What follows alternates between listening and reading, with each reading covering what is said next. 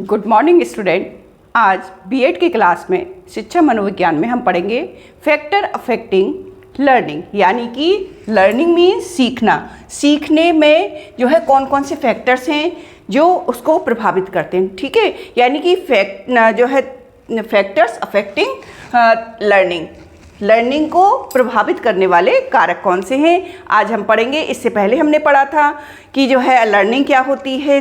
Learning means सीखना या अधिगम भी आप बोल सकते हैं, यानी कि इन पर किन कारकों का प्रभाव पड़ता है। आज की क्लास में आज हमारा ये है, ठीक है। ये दो प्रकार का होता है फैक्टर अफेक्टिंग, ठीक है, दो प्रकार से प्रभावित करता है। पहला फैक्टर है आपका इंटरनल फैक्टर,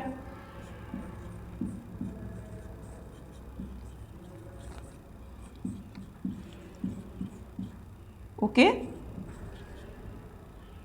दूसरा है एक्सटर्नल फैक्टर,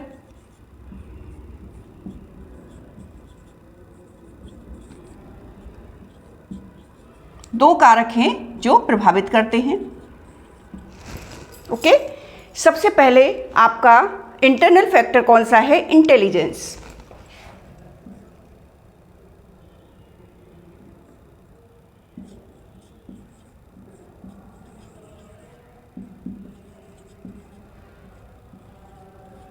इंटेलिजेंस यानी कि बुद्धि, ठीक है। बुद्धि आप जो है जितना जो है अपने बुद्धि का प्रयोग करेंगे उतना जल्दी आप सीख सकते हैं, ओके। उसके बाद है अटेंशन,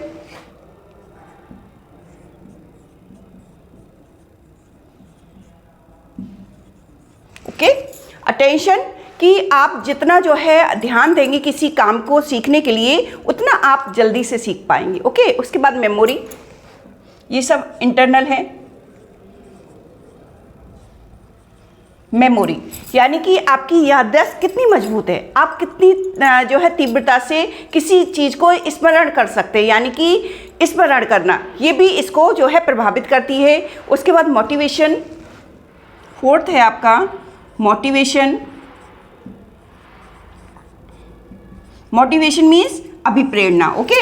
अभिप्रेरणा बहुत महत्वपूर्ण होती है सीखने के लिए। जब हमें मोटिवेशन अच्छी मिलती है तो हम उस काम को जल्दी से सीखते हैं, और कोई हमको ज़्यादा मोटिवेट करता है तो हम उसको जो है जल्दी सीखते हैं। तो ये जो है बहुत इम्पॉर्टेंट कारक है इसका, मोटिवेशन। उसके बाद विल पावर, नेक्स्ट है आपकी विल पावर।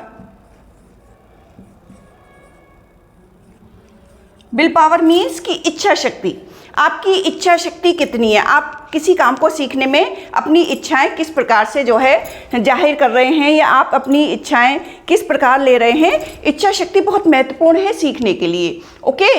जो ये है विल पावर, ठीक है। उसके बाद नेक्स्ट है आपकी बच्चों, उसके बाद नेक्स्ट है यानी कि तत्परता, रेडीनेस। आप कितना जो है किसी काम को सीखने में रेडीनेस मीन्स तत्परता, जो थॉर्नडाइक ने इसका सिद्धांत भी बताया, जो मैं आगे बताऊंगी। यानी कि रेडीनेस, आप कितने तैयार हैं, क्या आप मन से तैयार हैं किसी काम को सीखने के लिए या नहीं तैयार हैं, ठीक है। उसके बाद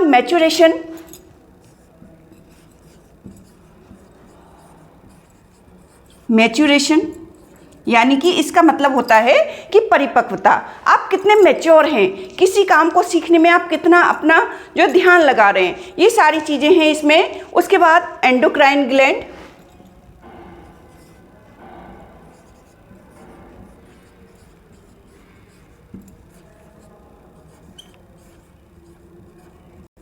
एंडोक्राइन यानी कि अंतःस्रावी ग्रंथियां, आपके अंदर जो है थायरोक्सिन किस प्रकार से जो है प्रोड्यूस हो रहा है, आपकी जो अंदर की जो शक्तियां हैं वो किस प्रकार से जो है उस काम को सीखने के लिए तत्परता दिखा रही हैं। तो ये है इसका जो है। उसके बाद नेक्स्ट है आपका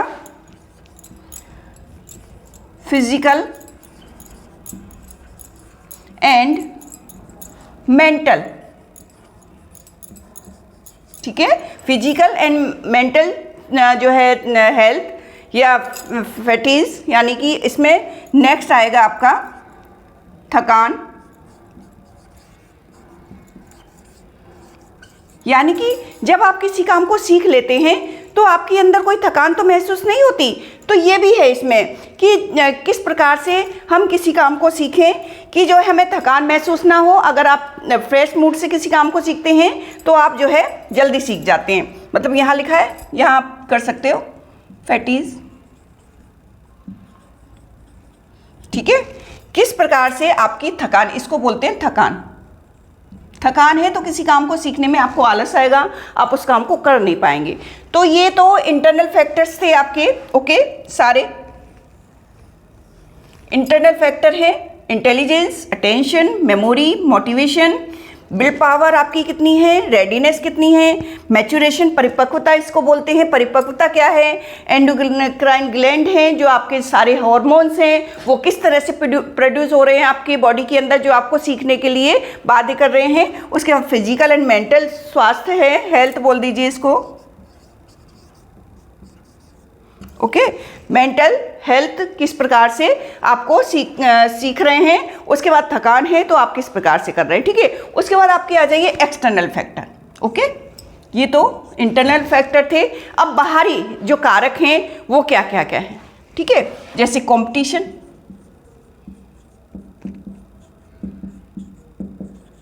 ठीक है।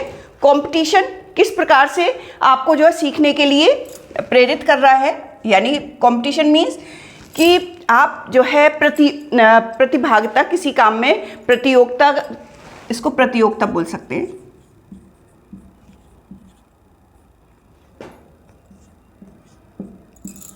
मतलब परस्पर जो है प्रतिद्वंद किस प्रकार से आपके अंदर है, आप किस प्रकार से किसी काम को सीखते हैं। प्रतियोगिता आप कितना जो है समाज में कितनी है, उस हिसाब से आप और ज़्यादा सीखने की कोशिश करते हैं। तो आज मैंने यही बताया कि लर्निंग में कौन कौन से कारक हैं, ठीक है। उसके बाद नेक्स्ट है आपका, ये प्रतियोगिता हो गई। उसके बाद नॉलेज ऑफ,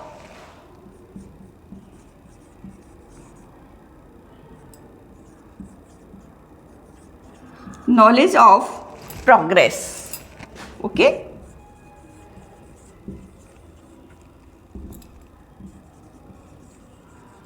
आपको प्रगति का ज्ञान कितना है, आप कैसे जो है महसूस कर रहे हैं कि नहीं हमको और आगे बढ़ना है। तो उसके बाद जो है ये भी है। उसके बाद नेक्स्ट है आपका एनवायरनमेंट, ठीक है। एनवायरनमेंट यानी कि वातावरण, वातावरण भी प्रभावित करता है किसी काम को सीखने में, क्योंकि आप क्या करते हैं किसी काम को सीखने में, जब वातावरण से आपको मिलता है कि हमको सीखना चाहिए तो आप सीखते हैं। लर्निंग मेथड्स, ये भी आपको बाहर से मिलते हैं, लर्निंग मेथड्स,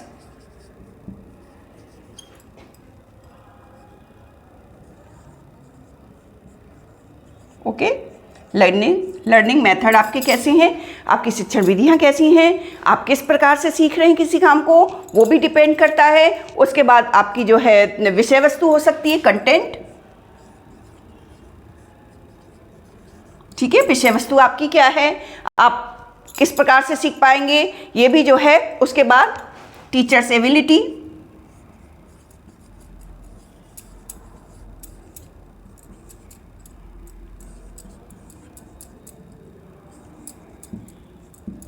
ठीक है। टीचर के अंदर एबिलिटी कितनी है कि वो आपको सिखा पा रहा है, ठीक है। ये सारी चीज़ें हैं। उसके बाद कम्युनिकेशन, आप कम्युनिकेशन भी कह सकते हैं इसमें,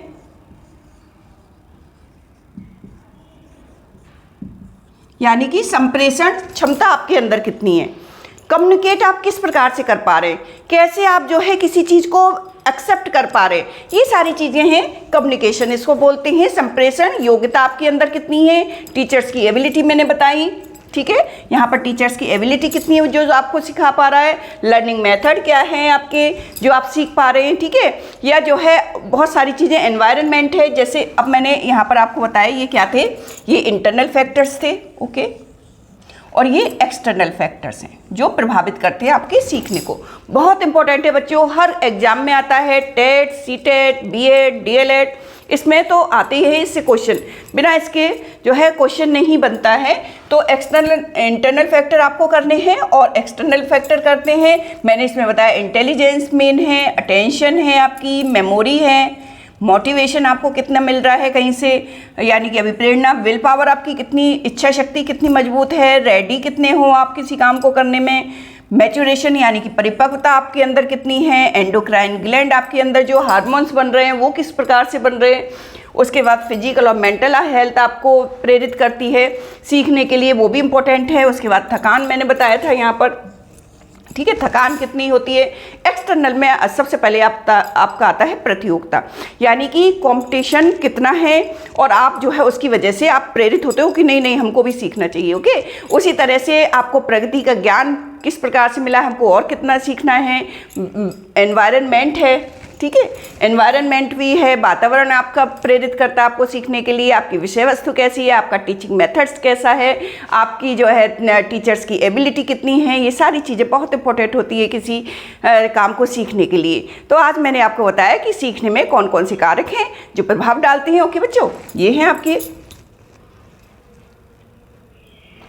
थैंक यू।